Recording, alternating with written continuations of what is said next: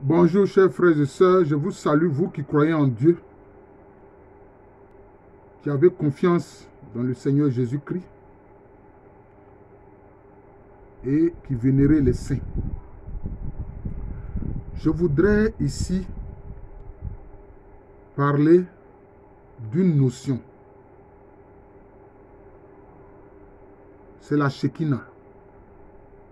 Parce que quelquefois on a vu, notamment nos frères des églises séparées, les églises évangéliques, utiliser des termes qui étaient utilisés et qui étaient en usage dans le yavisme, c'est-à-dire la religion que les Hébreux pratiquaient et qui est un peu perpétuée à travers le judaïsme. Alors, quelquefois, les chrétiens s'emparent de ces mots-là, mais ce ne sont pas des mots ordinaires, ce sont des mots qui sont en langue hébreu. Or, beaucoup de chrétiens ne sont pas locuteurs de la langue hébreu. Donc, quelquefois, pour en faire usage, il faut vraiment s'en référer à des dictionnaires de français hébreu ou d'hébreu français pour les comprendre. Alors, et quelquefois, ça fait polémique sur ce qu'est la Shekinah, la notion de Shekinah. Alors, c'est ce que je vais expliquer. Donc, c'est comme une sorte de cours, de leçon que je donne sur la Shekinah. Alors, en hébreu, en langue hébreu, Shekinah veut dire demeure. Ça veut dire présence, ça veut dire lumière et ça veut dire gloire. Donc, ça veut dire 4 choses à la fois. Demeure, présence, lumière et gloire. Mais quand on dit Shekinah, il faut qu'on précise que c'est la Shekinah du Seigneur, la Shekinah de l'Éternel, la Shekinah de Dieu. Parce que sans quoi, si on s'en tient seulement à la définition demeure, présence, lumière et gloire, on pourrait dire que la demeure, le sanctuaire de n'importe quel esprit, c'est sa Shekinah. C'est sa demeure. Or, il ne s'agit pas de ça. Il ne s'agit pas de ça. Quand on parle de la Shekinah, il faut bien préciser, c'est la Shekinah de Dieu. La Shekinah de l'Éternel. La Shekinah du Seigneur. Vous voyez? Donc, c'est ça qui a fait problème. Voilà. Donc, il faut préciser, la Shekinah du Seigneur, la demeure de l'Éternel, c'est fondamental pour ne pas qu'il y ait de confusion. Et je vais donner des exemples pour qu'on comprenne. Dans le récit du buisson ardent, qu'est-ce qui s'est passé? Dieu était à l'intérieur du buisson ardent. Et qu'est-ce qu'il dit à Moïse? Ôte tes sandales. Mais pourquoi il dit à Moïse, ôte tes sandales? Parce qu'il a fait de ce buisson sa demeure et qu'il était à l'intérieur. Donc, Moïse a dû ôter ses sandales, parce qu'alors il était en un lieu sacré. Vous voyez? Donc, la présence de Dieu dans une demeure implique automatiquement une vénération. Vous voyez? Or, concernant la demeure, qu'est-ce que Jésus lui-même a dit? Jésus a dit que celui qui l'aime, lui et son Père, lui et le Père Céleste, viendront faire leur demeure en lui. Mais si tu aimes Jésus, que lui et son Père, le Père Céleste, viennent faire sa demeure en toi, cela veut dire quoi? Cela veut dire que tu es devenu une Shekinah. Tu es devenu une demeure de Dieu. Mais cela ne veut pas dire que tu es Dieu. Non, tu ne l'es pas. Seulement, Dieu est en toi. Notamment dans les églises catholiques. Quand l'hostie consacrée, donc Jésus, est dans le tabernacle, où souvent on voit, bon souvent ceux qui ne sont pas catholiques ne savent pas, on voit une lumière souvent rouge qui est là, près du tabernacle, qui indique le tabernacle, où les hosties consacrées sont là, donc Jésus est là. Cela veut dire quoi? Cela veut dire que le tabernacle dans les églises catholiques est une Shekinah. Parce que c'est la demeure de Jésus Eucharistie. Est-ce que vous comprenez? Voilà. Mais si, dans le tabernacle, les hosties consacrées n'y sont pas, ça devient, je peux dire, un lieu ordinaire. Ce n'est plus une demeure du Seigneur. Est-ce que vous comprenez? Donc c'est cela. Est-ce que quand quand la vision de Moïse s'est achevée, que Dieu s'est retiré du buisson ardent, Moïse ne pouvait plus porter ses sandales, il pouvait à nouveau porter ses sandales, parce que Dieu n'était plus dans le buisson ardent en ce moment-là. Est-ce que vous comprenez? Donc c'est un peu ça. Donc, le tabernacle dans l'église catholique, hein, là où les hosties consacrées sont, c'est une Shekinah. Parce que Jésus est présent. C'est pour ça que quand on est devant, on fait la génuflexion. On fait la génuflexion parce que Jésus est dans le tabernacle. Voilà, donc c'est ça. Par exemple, dans le cheminement des Hébreux, notamment dans le livre de l'Exode, Dieu était où? Il se manifestait, hein, sur l'arche de l'alliance, ou si vous voulez, dans l'arche de l'alliance. Parce que l'arche de l'alliance, c'est quoi? C'est un coffre. En fait, c'est un coffre, hein, qui est un parallélogramme rectangle. Vous voyez? C'est rectangulaire, le tabernacle était rectangulaire. Avec de chaque côté au-dessus, deux chérubins. Un à droite, un à gauche. Vous voyez? Donc c'est cela. Et Dieu se manifestait, hein, sur le tabernacle. Vous voyez? Sur le tabernacle. Et d'ailleurs même, entre les deux chérubins où il y avait le propitiatoire, on faisait les sacrifices. Vous voyez? Donc, l'arche de l'alliance, à l'intérieur desquels d'ailleurs il y avait l'étape de la loi. Donc c'était une Shekinah, c'était une demeure de Yahvé. C'est pour ça que c'était l'objet le plus sacré pour les Hébreux. Parce que c'était la demeure du Seigneur, l'arche de l'alliance. Vous voyez?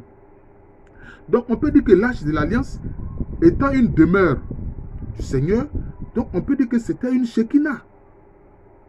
Maintenant, on va, chers frères et sœurs, faire une chose. Notamment, essayer de définir le mot Shekinah par rapport à ses lettres. Puisque c'est un mot hébreu. C'est composé de la lettre Shin, qui est la 21e lettre de l'alphabet hébreu. Alors, cette lettre-là, le Shin, renvoie à la dent, au mouvement de l'élément feu, au symbole de l'esprit qui vivifie. Ensuite, il y a le Kaf. Vous voyez, Shekinah, donc le Kaf. Le Kaf, c'est la 11e lettre de l'alphabet hébreu, qui renvoie à Kef, qui veut dire rocher. Donc, Kaf symbolise la force divine qui est reçue. La force divine qui est reçue. Voilà. Et puis, vous avez Nun, dans Shekinah, Nun. Le Nun, c'est la 14e lettre, qui représente le poisson, l'harmonie des mix, mais aussi la production de la graine. Quand la graine, notamment ce que la graine produit. Et puis aussi, ça représente ce qu'on appelle la vie de l'homme. La vie de l'homme. La vie universelle. Donc la vie de l'homme universel. Et puis ce n'est pas fini. La dernière lettre qu'on ne voit pas très bien dans Shekinah, c'est la lettre He. La lettre He. Qui est la 5e lettre, qui représente la fenêtre. Aussi la vie universelle, la limpidité, la clarté, le souffle de l'existence, la spiritualité, le savoir transcendant et le magnétisme universel, c'est-à-dire en fait l'eau universelle. Vous voyez. Et vous voyez très bien que aussi, donc comment on peut dire Shekinah, si on veut prendre par rapport à toutes ces définitions que nous venons de vivre, d'indiquer. Donc Shekinah, on peut dire littéralement que ça renvoie à la fenêtre, hein, du feu, hein, qui implique la force reçue par l'homme. Vous voyez. La fenêtre du feu et du pouvoir de la force reçue par l'homme. Donc, c'est ce qui est reçu. Oui, ce qui est reçu. Le livre de l'Apocalypse, ce qui est dit de la Jérusalem céleste. On peut regarder dans le livre de l'Apocalypse ce qui est dit de la Jérusalem céleste. Alors, il est dit quoi? Que la Jérusalem céleste rayonne de la gloire même du Seigneur. Et qu'elle est comme la fiancée du Seigneur. Elle est la fiancée du Seigneur. C'est même pas comme elle est la fiancée du Seigneur. Or, la Jérusalem céleste, regardez la description de la Jérusalem céleste dans le livre de l'Apocalypse.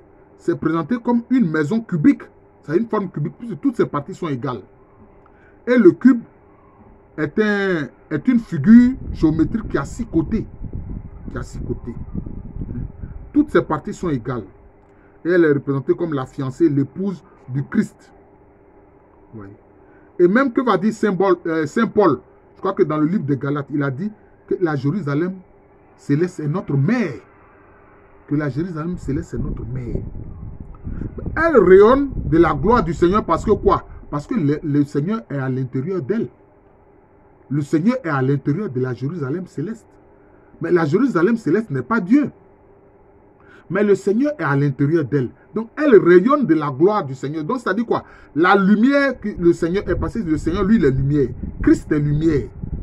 Voilà. Mais comme il est à l'intérieur de la Jérusalem céleste, alors la Jérusalem céleste répand cette lumière-là qui est en elle. Vous voyez? C'est ça. C'est ça. Et d'ailleurs, même, toujours dans ce passage-là, Paul parle de la Jérusalem céleste qui dit être notre véritable mère. Et il dit que la Jérusalem terrestre, elle est prisonnière. Elle est esclave. Elle et ses enfants sont esclaves. C'est ce que Saint Paul dit. Vous voyez? C'est ce que Saint Paul dit. Donc, la Jérusalem céleste rayonne de la lumière du Seigneur, rayonne de la gloire du Seigneur. Mais elle n'est pas le Seigneur. Mais comprenez une chose. Un cube, tout comme un parallélogramme rectangle, concernant, comme on l'a vu, l'arche de l'alliance des Hébreux. Enfin, l'arche de l'alliance du Seigneur que les Hébreux avaient. Ça a 6 côtés aussi. C'est un coffre. Mais regardez bien, l'être humain a 6 côtés. Chers frères et sœurs, comptez vos côtés. Le dessus de la tête. Le dessous des pieds. Sous les pieds. Ensuite, devant ici. Derrière, ça fait 4. Le côté 5, l'autre côté 6, ça fait 6. Donc l'être humain a 6 côtés, tout comme le cube et tout comme le parallélogramme rectangle. C'est pour ça que Dieu fait quoi? Il vient habiter en l'homme. Donc la Jérusalem céleste est le sanctuaire, le lieu de la demeure, de la gloire et du rayonnement de Dieu. La Jérusalem céleste, par rapport à cela, donc, est sacrée. Elle est sacrée. Parce qu'elle a le Seigneur en elle. Et donc, celui qui bafoue la Jérusalem céleste, il risque quoi? Il risque un péché qui n'est pas pardonnable. Comme le péché contre le Saint-Esprit n'est pas pardonnable. Parce que le Christ l'a dit. Il dit quoi? Tu peux pécher contre le Père Céleste, il n'y a pas de problème, il va te pardonner. Tu peux pécher contre lui-même Jésus-Christ, il n'y a pas de problème. Mais si tu pêches contre l'Esprit, surtout si tu pêches délibérément contre l'Esprit, tu n'es ni pardonnable ni dans ce siècle, ni dans le siècle à venir. C'est ce que Jésus a dit, hein? Ce sont ses paroles. Oui. Donc c'est cela. Et donc, la Jérusalem céleste est sacrée. Parce que le Seigneur manifeste en elle sa gloire, sa lumière. Et elle reflète cette gloire et cette lumière du Seigneur. Vous voyez.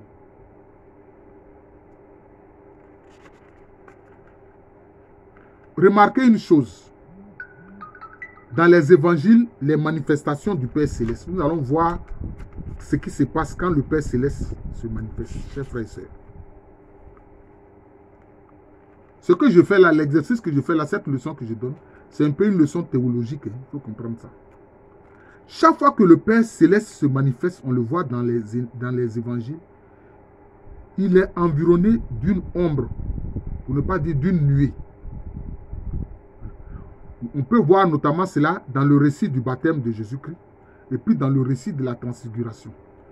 Chaque fois que le Père Céleste se manifeste, là où notamment dans le baptême, dans le baptême de Jésus, il a dit, celui-ci est mon fils bien-aimé, en qui j'ai mis toute mon affection, tout mon amour. Il est environné par la nuée. Cette nuée-là, c'est quoi? En fait, c'est la colonne de nuée telle qu'on le voit dans le livre de l'Exode. Vous voyez. Le Père Céleste, chaque fois, s'environne de la nuée. Qui est quoi? Alors qui est son tabernacle. Vous voyez. Qui est son tabernacle. Cette ombre-là, dans laquelle le Père Céleste se manifeste, c'est quoi? En fait, c'est la Shekinah du Seigneur. C'est la présence de Dieu. Donc, on l'a vu dans le livre de l'Exode. Le peuple hébreu.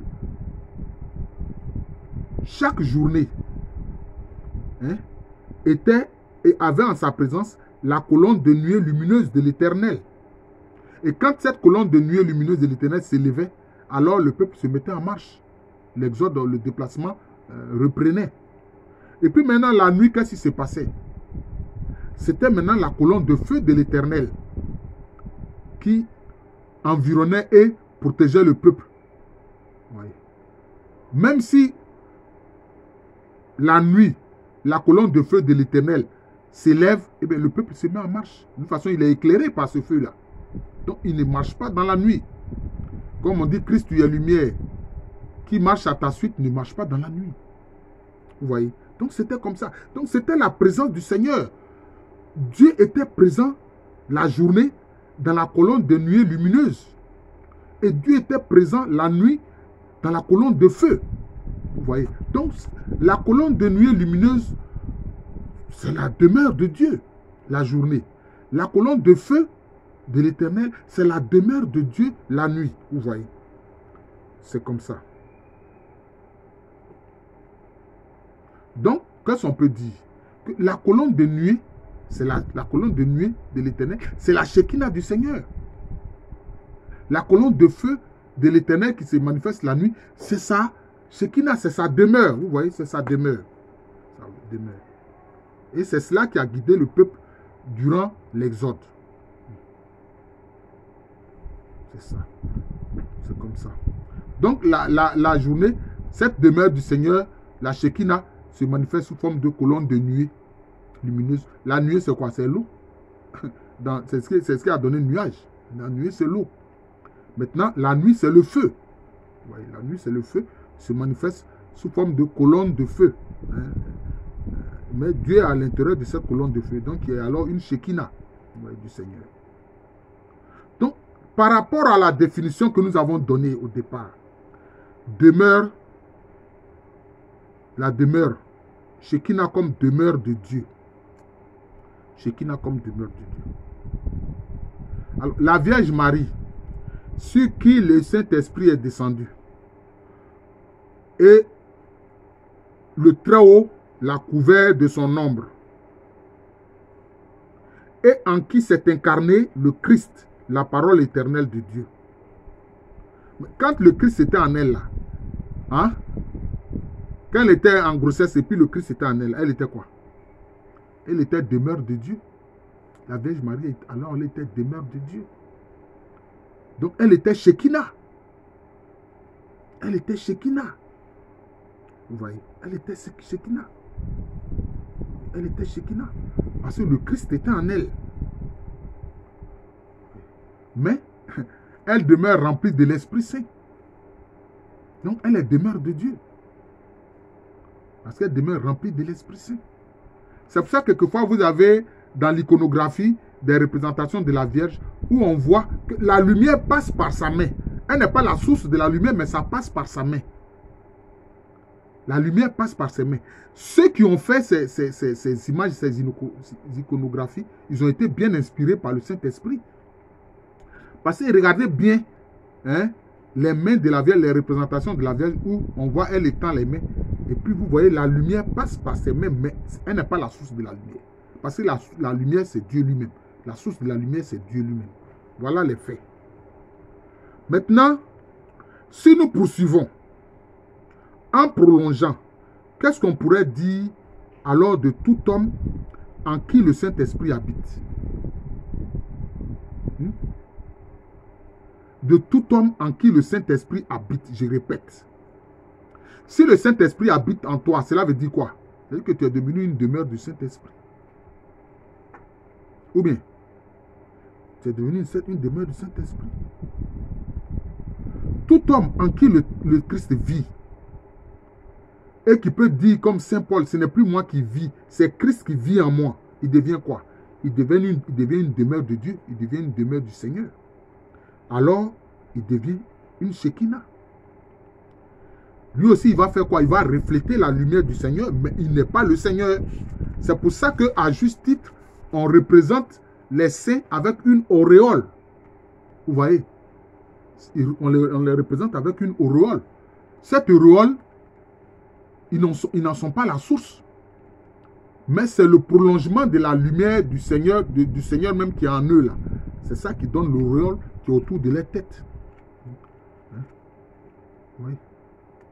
Dieu manifeste ainsi sa gloire dans l'homme qu'il a reçu. Voilà. Mais l'homme n'en est pas la source. Alors,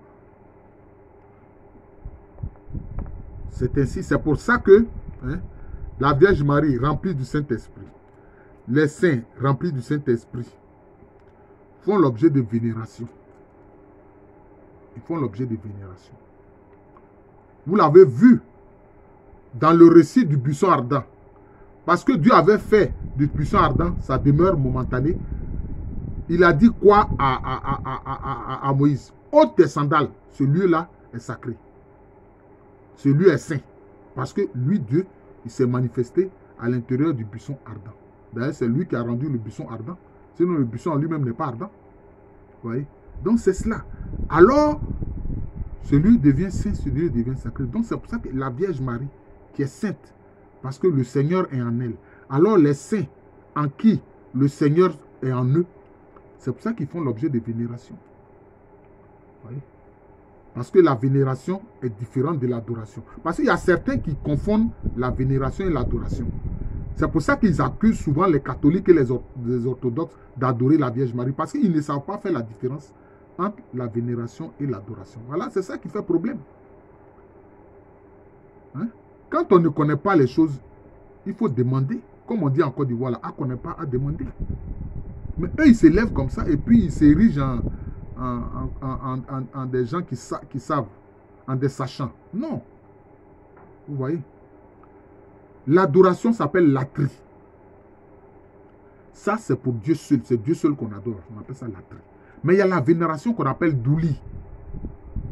Et quand c'est la Vierge, c'est hyper douli. Elle est vénérée, les saints sont vénérés. Pourquoi? Parce que Dieu est en eux. Parce qu'ils ont reçu le Saint-Esprit. Le Saint-Esprit est en eux. Le Saint-Esprit habite en eux. Il faut comprendre ça.